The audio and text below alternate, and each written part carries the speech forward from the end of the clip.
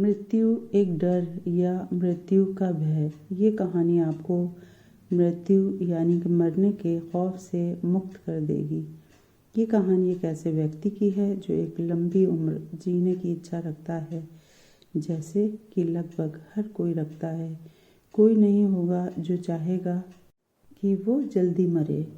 मुंबई के एक बोरीवली में रहने वाले इस व्यक्ति का जीवन सामान्य ही था। घर से ऑफिस आना, फिर छुट्टी वाले दिन छोटे बड़े काम निपटाते रहना, परिवार के साथ समय बिताना। 49 साल की उम्र में इस व्यक्ति का नाम है रघुवरम। ये उम्र ज़्यादा उम्र तक जीते रहने की इच्छा लिए सेहत को लेकर बड़े सजग हैं। सुबह जल्दी उठना, अच्छा खाना, समय से सोना। लेकिन कई बार जब ये बीमार होते हैं तो बहुत डर जाते कि कहीं ये बीमारी मेरी उम्र कम ना कर दे।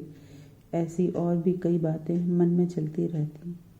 कई बार तो बाथरूम में बिजली के बटन पर पानी पड़ जाने की वजह से जब स्विच में हल्का फुल्का करंट उतर आता तो जैसे ही रघुवन को बिजली का हल्का झटका भी लगता तो ये जनाब तो उस दिन बाथरूम में ही नहीं जाते। और तो और किसी चलते राहगीर या ऑफिस तक में किसी से उलझते नहीं थे, ये सोच करके कि दुश्मनी में कहीं ये जान न ले ले या मेरे नाम की सुपारी न दे दे किसी को। अभी तो बहुत ज़िंदगी जीनी है। कुल मिलाकर बड़ा ही डर सा जीवन जी रहे थे, मानो स्वयं को एक गलतफहमी में रखकर सच्चाई से दूर भागते जा रहे हों। एक दिन रघुवरम ऑफिस से घर की तरफ जा रहे थे। सड़क क्रॉस करने की जब बारी आई तो न जाने मन में क्या सोच रहे थे कि इतने में आगे बढ़ने के लिए रघुवरम ने जैसे ही कदम आगे बढ़ाए उतने में हवा से बातें करती हुई सरसराती हुई तेज रफ्तार कार रघुवरम के सामने से यूं निकली मानो साक्षात यमराज। वहाँ आसपास मौजूद कुछ लोग दौड़ते हुए रघुवरम के पास पहुँचे और एक आदमी ने रघुवरम के हाथों को पकड़ लिया। इधर रघुवरम को तो समझ ही नहीं आया कि ये क्या हुआ। वो एकदम सन्न रह गए। रघुवरम के तो मानो आधे प्राण ही सूख चुके थे और ये महाशय बेचित्त होकर वहीं गिर पड़े। आसपास के लोगों की भीड़ ने उन्हें घेर लिया। उन्हें उठाकर एक सुरक्षित जगह पर ले जाया गया, पानी पिलाया, फिर उन्हें उनके घर पहुंचा दिया गया। लोग रघुवरम को लेकर घर के गेट पर पहुंचे ही थे कि पत्नी बच्चे सब दौड़ते हुए घर से निकले। पत्नी साड़ी का पल्लू तेजी से कमर में घुसाती हुई ये सोचते हुए आई कि आखिर इतने लोग इनको लेकर क्यों आ रहे हैं, क्या हुआ है भगवान। पत्नी के पूछने पर एक व्यक्ति ने जवाब दिया, अरे आज तो मरते मरते बचे, 1 सेकंड की देरी थी कि सड़क दुर्घटना का शिकार होने से बच गया आज। पत्नी बच्चों ने रघुवरम को सहारा देते हुए अंदर ले गए और चारपाई पर लिटा दिया। पत्नी फटाफट नींबू पानी का जूस बनाने लगी। जूस पीकर रघुवरम को कुछ अच्छा महसूस हुआ। रात को खाना खाकर चुपचाप लेट गए। रात भर सोने की बहुत कोशिश की रघुवरम ने, लेकिन नींद आंखों पर दस्तक ही नहीं दे रही थी। मन बेचित्त था और सवालों से भरा था।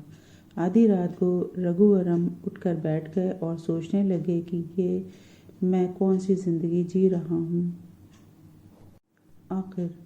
इतना सोचते हुए उठकर अचानक चुपचाप छत पर चले गए।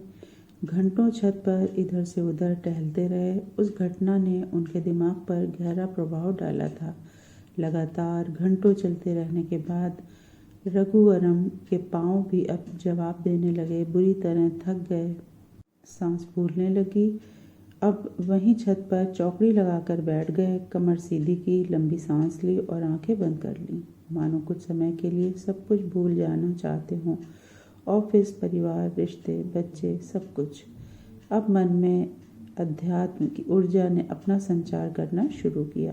मन से आवाज़ आई, रघुवरम आखिर किसका भय है तुम्हें? डरता है तो जन्म से डरो, क्योंकि जन्म दोबारा नहीं हो सकता।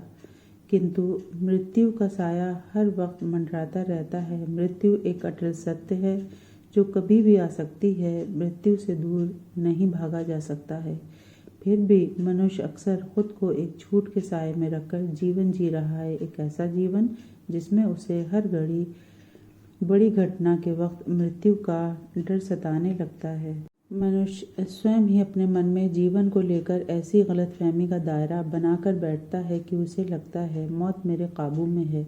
जब मैं मरना ही नहीं चाहता तो मौत मुझे कैसे आ सकती है। जबकि सच्चाई तो ये है कि एक जीवन काल में दोबारा जीवन असंभव है, किंतु एक जीवन काल में मौत का डर लिए हम हर रोज़ मरते हैं। गर्भ में विकसित होते ही शरीर की मृत्यु से नज़दीकियां बढ़ने लगती हैं।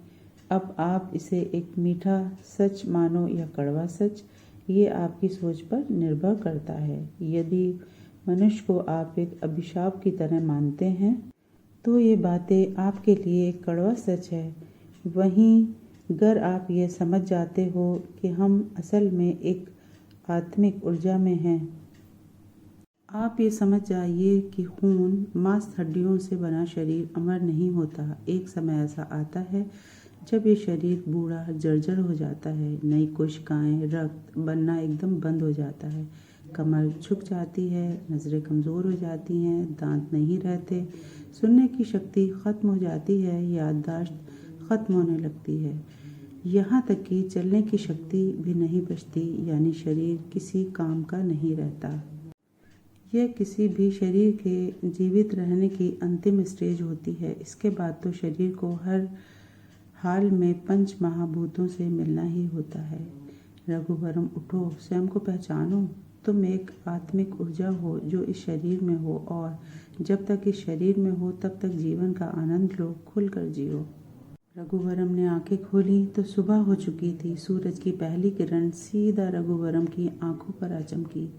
अब रघुवरम पूरी तरह से बदल चुका, इस शरीर में कैद है, जिसकी कुछ सीमाएं हैं किंतु आत्मा की सीमा नहीं। मन संतुष्ट और स्वच्छंद है, असीमित शक्तियों का भंडार है, कहीं भी सब कुछ पा लिया हो। रघुवरम मनुष्य ये जानते हुए कि शरीर तो एक किराए के घर की तरह है जिसे एक दिन छोड़ना ही पड़ेगा, मगर खुद को इस सच्चाई से कोसों दूर रखकर वो सब कुछ करने लगता है जिसे उसे लगता है कि वो मृत्यु से अभी बहुत दूर है। आप ये समझ जाइए कि खून, मांस, हड्डियों से बना शरीर अमर नहीं होता। एक समय ऐसा आता है जब ये शरीर बूढ़ा जर्जर हो जाता है। नई कोशिकाएं, रक्त बनना एकदम बंद हो जाता है, कमर तक झुक जाती है। Thanks for watching.